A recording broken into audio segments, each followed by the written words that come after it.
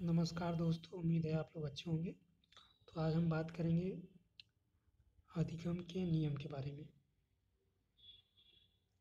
और अधिगम के नियम में हम पहली बात करेंगे थर्ड आई की बात करेंगे। तो अधिगम का नियम नीचे आप देख रहे हैं, लॉ ऑफ लर्निंग।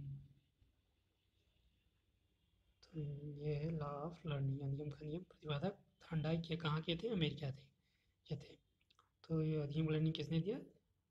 ये थर्ड आई ने दिया।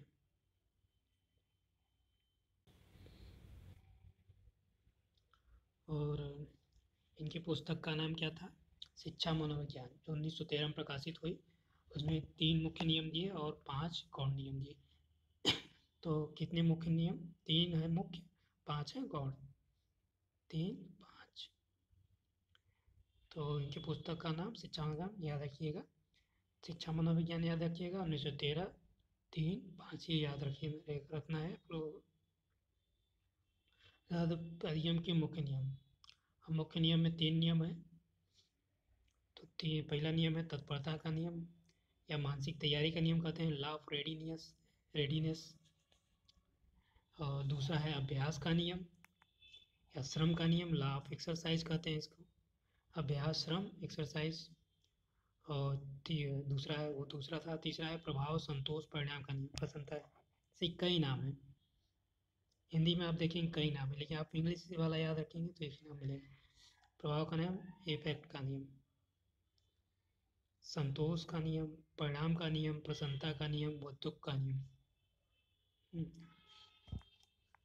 तो इसका क्रम भी मायने रखता है। तो कई बार क्रम भी पूछता है कि इसको कौन सा नियम दिया, तो दे देगा कि तत्पर का नियम, अभ्यास का नियम, प्रयोग का नियम, या प्रभाव का नियम, अभ्यास का नियम। वो क्रम से दे, आगे पीछे देगा। लेकिन आपको चुनाव जो करना है वो क्रम वाला चुनाव करना है। ठीक। तो पहले की हम बात करेंगे तत्परता का नियम, मानसिक तैयारी का नियम, लॉ ऑफ रेडीनेस। ठीक। तो जैसा एक नाम से ही दिख रहा है तत्परता का नियम, रेडीनेस, आप कितने तत्पर हैं अधिगम के लिए। तो किसी कार्य को करने के लिए यदि शारीरिक एवं मानसिक रूप से तैयार है तो उसे करना सीख जाते हैं। वुडवर्थ ने इसे मानसिक तैयारी का नियम किया कहा। किसने? वुडवर्थ ने कहा। वुडवर्थ ने मानसिक तैयारी का नियम कहा। आप शारीरिक रूप या मानसिक रूप से तैयार रहेंगे तभी तो कोई कार्य सीखेंगे, करेंगे। जैसे घोड़े को तालाब तक ले जाया जाता है, लेकिन पानी पीने के लिए बात नहीं किया जा सकता। किसी तालाब तक ले जाइए, पानी पीने की बात नहीं कर सकते आप। इस नियम का उपयोग बालक में रुचि उत्पन्न करने, तैयारी, जिज्ञासा जागृत करने तथा ध्यान केंद्रित करने में किया जाता है। दूसरा है अभ्यास का नियम, लॉ ऑफ एक्सरसाइज। अभ्यास मनुष्य को दक्ष बनाता है। कहावत भी है, करत करत अभ्यास जड़मति हो जा सुविधा। किसी भी टॉपिक या किसी कोई भी चैप्टर हो, आप लोग का जितना ज़्यादा अभ्यास करेंगे उतना ही मजबूत होगा। या आप साइकोलॉजी ही पढ़ रहे हैं तो साइकोलॉजी का ही अभ्यास करिए, साइकोलॉजी आपकी ज़्यादा मजबूत हो जाएगी। ठीक। अभ्यास में ही एक उपयोग का नियम, लॉ ऑफ यूज। अनुपयोग का नाम नियम, लॉ ऑफ डिसयूज। तो अभ्यास करेंगे तो उपयोग करेंगे, नहीं अभ्यास करेंगे तो उपयोग नहीं होगा वो। या उपयोग नहीं करेंगे तो अभ्यास नहीं होगा। तो अभ्यास के नियम में पहला पॉइंट है उपयोग का नियम। सीखे गए विषय का बार बार दोहराना उद्दीपन का से के संबंध को मजबूत बनाता है।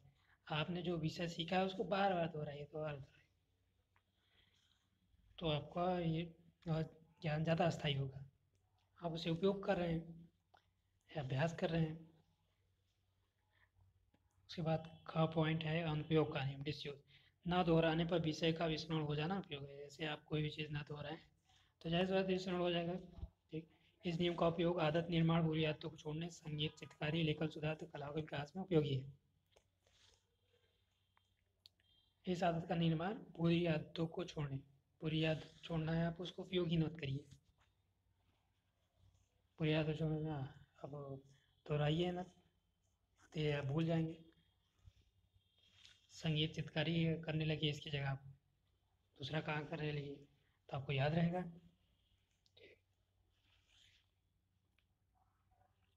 तीसरा है प्रभाव का नियम, संतोष का नियम, परिणाम का नियम, प्रसन्नता, दुख का नियम। Law of effect. क्रिया या कार्य करने के बाद यदि संतुष्टि प्राप्त होती है तो उसे करना सीख लिया जाता है, अन्यथा नहीं।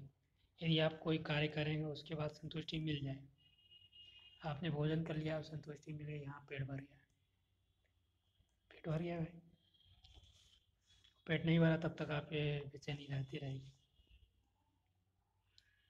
यदि आप कोई जैसे मैथ का सवाल लेते हैं, आपको आंसर ना आता हो, तब तक मन बेचैन रहेगा, क्या करें, कैसे करें, क्या ना करें।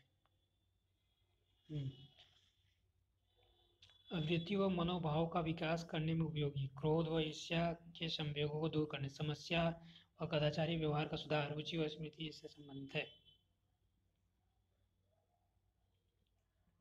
तो आपको इतना डिटेल नहीं जाना, केवल नाम ही याद रखना है, नाम ही पूछा जाता है। ठीक। गौण नियम है बहुप्रतिक्रिया का नियम, मल्टी रिस्पॉन्स, आंशिक क्रिया का नियम, लॉ ऑफ पार्शियल नियम। तो यहाँ से भी केवल नाम ही याद रखना है। ठीक। ये बहुप्रतिक्रिया का नाम, बहुप्रतिक्रिया को करते हुए सीख जाना, जैसे बिल्ली पिंजरे से निकलना। बिल्ली पिंजरे में जो थी तो वो बहुत इधर उधर क्रियाएँ कर रही थी, तो उससे सीख गई। ये आंशिक क्रिया का नाम लॉ ऑफ पार्शियलिटी, केवल आपको नाम याद रखना है यहाँ पे।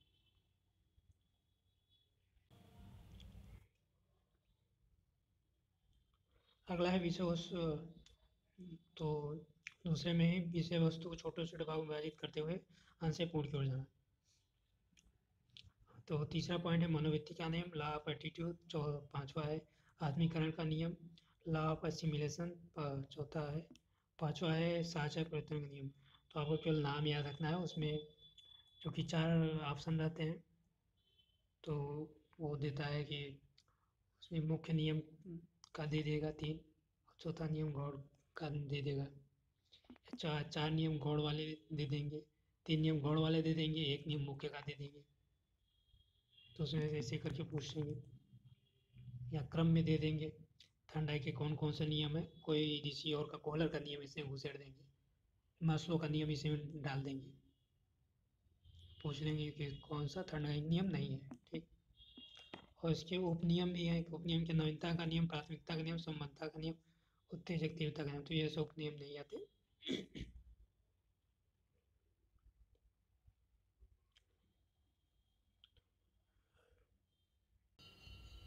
तो यहाँ पे देखिए आप, सीखने के सिद्धांत, थ्योरी ऑफ लर्निंग, किसने किसने सीखने के लिए सिद्धांत दिया।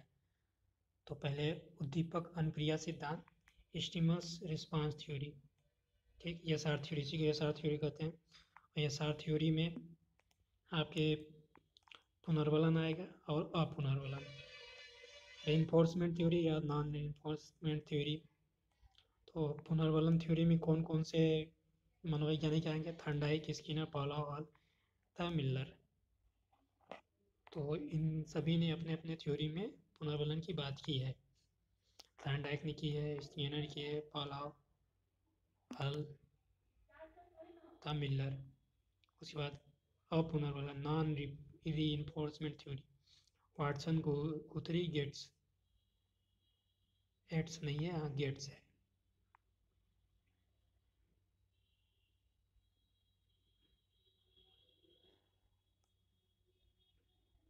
तो यहाँ पे गेट्स है, गेट्स।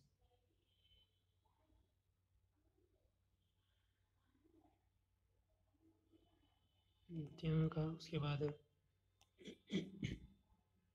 देखिए, सीखने में थ्योरी का क्लासिकल संज्ञानात्मक सिद्धांत, आधुनिक संज्ञानात्मक सिद्धांत। ठीक।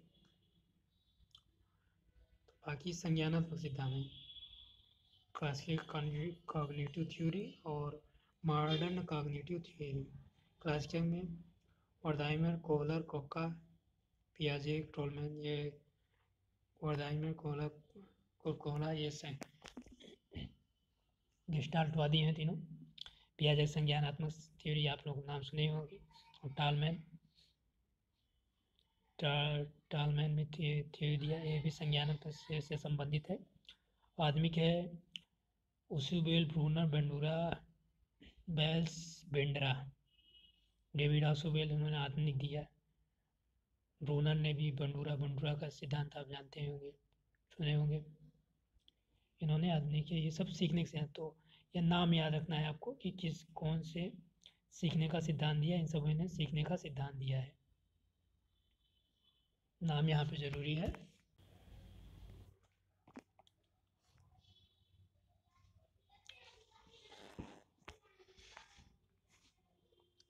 तो अब आगे बात करेंगे अधिगम के सिद्धांत व्यवहारवादी, संज्ञानवादी व निर्मितवादी।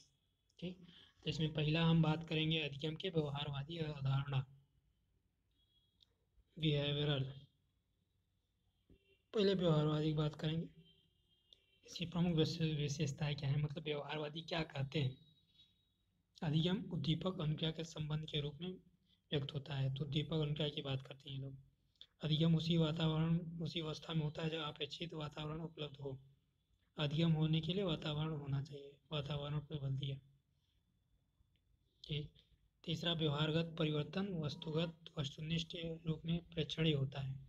चौथा व्यवहार को वस्तुगत अध्ययन में विश्वास। पांचवा अधिगम की मुख्य विधि अनुबंधन, अनुबंधन की बात करते हैं। ज्ञान की एक इकाई का दूसरी इकाई का साहचर्य, समानता या विषमता, समय स्थान निकटता जैसे गुणों से होता है। साहचर्य की बात करते हैं, समानता विषमता। अनुभव प्रशिक्षण विवाद बल। तो ये सब बोले वाले पॉइंट, अंडरलाइन पॉइंट आप लोग को याद रखें।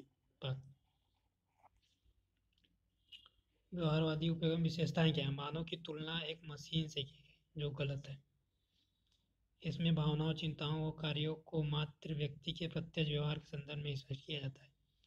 संरचनात्मक व वंशानुगत कार्यों की अवहेलना करते हैं। व्यवहार केवल अर्जित मानना भी एक पक्षी है। तो ये सब नहीं याद रखना है। व्यवहारवादी विचारधारा कितना है, फादर क्या है, जेबी वाटसन। यहाँ पे फर्स्ट लिखा है, मतलब पहले जो वाटसन आए थे वो। इसके बाद भी कोई वाटसन आए होंगे तो दूसरे वाटसन, तीसरे वाटसन। तो व्यवहारवादी विचारधारा, इसके समर्थक थे वाटसन और पिता थे वाटसन ही थे। तो पूछता है व्यवहारवादी विचारधारा के पिता, father of behaviours, JB Watson. Watson Watson समर्थक में कौन, स्किनर भी हैं, Thorndike, Woodworth, Maxwell, Polanski, CL Hull, Pavlov, Guthrie, पिल्सवल्ली। तो समर्थक में आपको Skinner, Thorndike, Woodworth, McDougall, CL Hull, Pavlov. Skinner ने चूहा का दिया था, थॉर्नडाइक बिल्ली का, मैकडूगल ने 14 मूल प्रवृत्ति, सीएल हल का पुनर्वलन सिद्धांत और पॉलो का कुत्ता वाला प्रयोग, क्लासिकल कंडीशन। ठीक, तो ये याद रखने, जहाँ जहाँ अंडरलाइन किया है वो याद रखिए आप लोग। तो अगला है कि व्यवहारवादी सिद्धांत। तो व्यवहारवादी सिद्धांत में थॉर्नडाइक का प्रयास त्रुटि सिद्धांत पहला है, पॉलो का शास्त्रीय अनुबंध सिद्धांत कुत्ते पे, सीएल हल का प्रबलन सिद्धांत, स्किनर किया प्रसूत, पांचों गुथरी का संयुक्ता सिद्धांत। तो ज़्यादातर थ्योरी आपको यहीं से कवर हो जाएंगे, थॉर्नडाइक, पॉलो, स्किनर। यहाँ से ज़्यादा क्वेश्चन होते हैं। तो व्यवहारवादी विचारधारा मानती है वातावरण व्यक्ति को बदल सकता है, वातावरण व्यक्ति को बदल सकता है। ठीक, वातावरण व्यक्ति को बदल सकता है। व्यवहारवादी विचारधारा के अनुसार अध्यापक उचित अधिगम परिस्थितियों का निर्माता होता है। उद्दीपक अनुक्रिया के संबंध पर बल। प्रयास त्रुटि का सिद्धांत में पहला है ट्रायल एंड एरर। ठीक, प्रयास त्रुटि थॉर्नडाइक ने किया था, पहले ही बिल्ली पे दिया। जैसे ही नाम देखिए आपको तुरंत याद आ जाना चाहिए। बिल्ली थी, बहुत प्रयास की, बहुत त्रुटि की उसने, प्रयास त्रुटि थॉर्नडाइक। इसके अन्य नाम क्या है, संबंधवाद, कनेक्शनिंग याद रखना है, योजनावाद, आवृत्ति का सिद्धांत। आवृत्ति बार बार बिल्ली आवृत्ति करती थी, इसलिए आवृत्ति का सिद्धांत।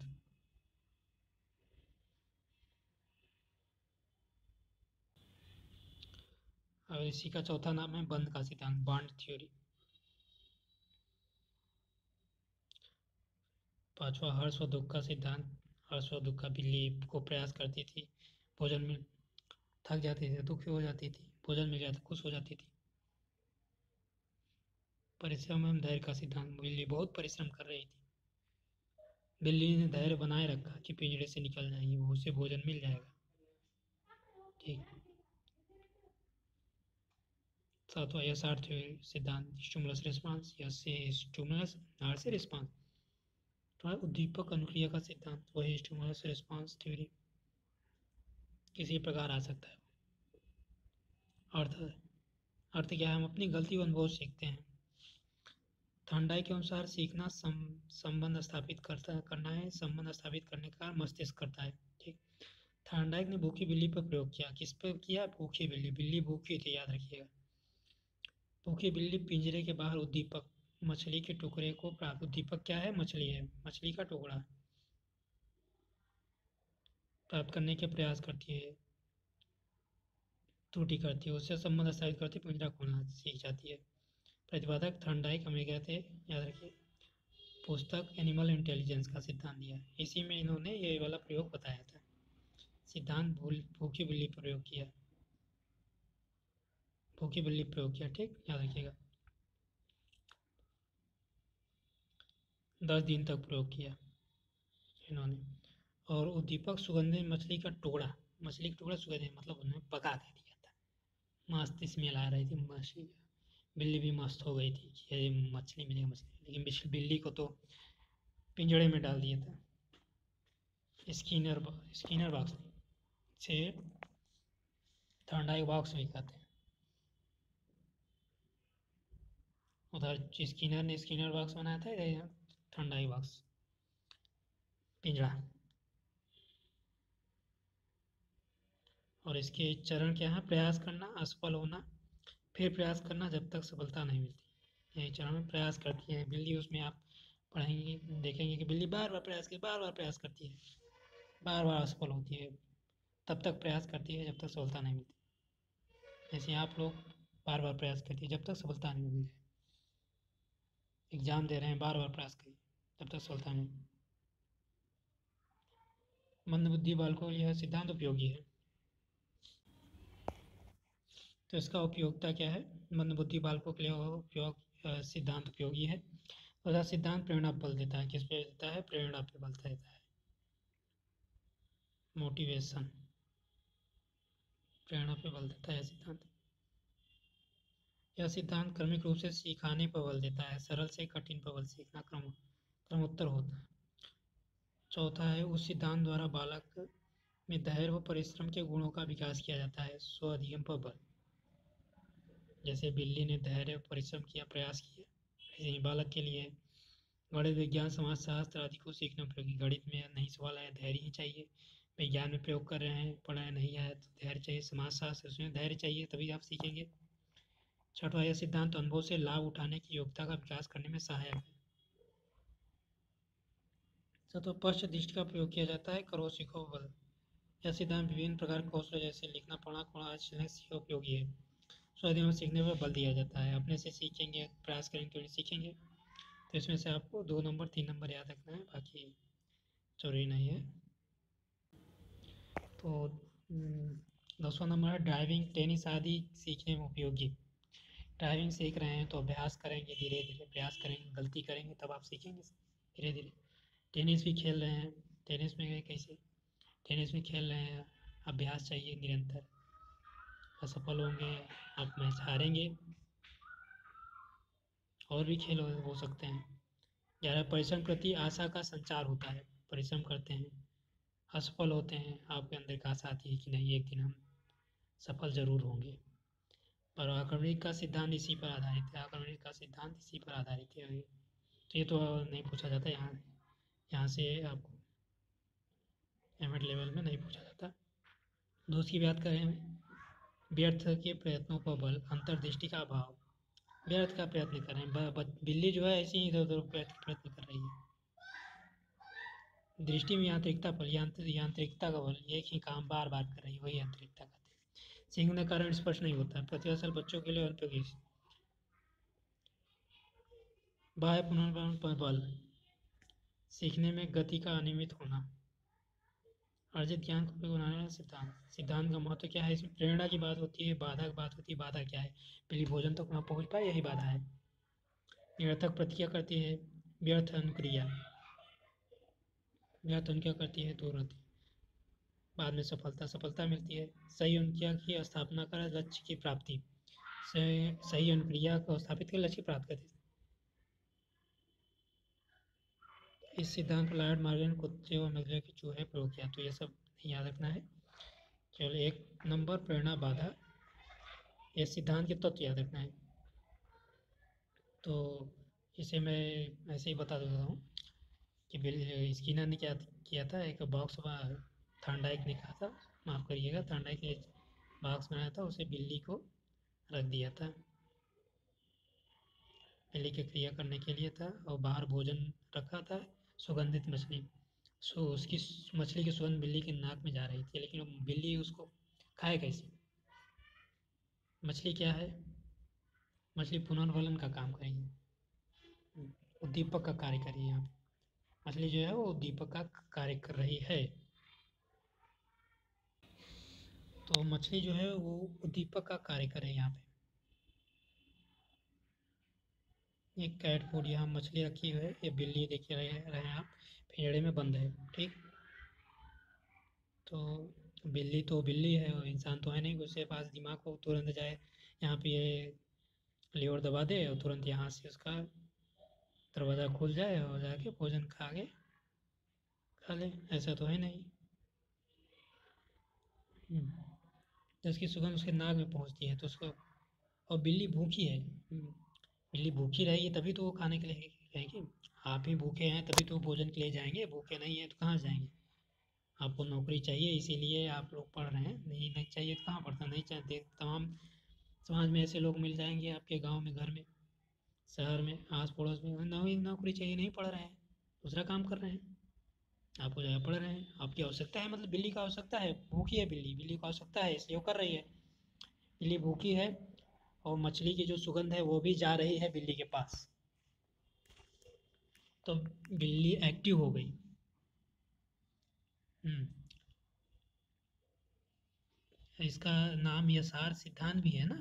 यसार मतलब response, stimulus response, stimulus, stimulus ये रख दिया गया, मछली है, यही स्टिमुलस है यहाँ पे, ठीक। उस इस स्टिमुलस को देख के, मछली को देख के बिल्ली ने रिस्पॉन्स किया, अनुक्रिया किया, यानी ये उद्दीपक है, यहाँ पे मछली उद्दीपक है और बिल्ली उद्दीपक की उपस्थिति में अनुक्रिया करेगी, मतलब पहले उद्दीपक होगा, यानी पहले स्टिमुलस होगा, पहले मछली रहेगी तभी बिल्ली बाकी काम करेगी। मछली यहाँ से हटा दीजिए तो कोई सिद्धांत नहीं, कोई काम नहीं बिल्ली के लिए।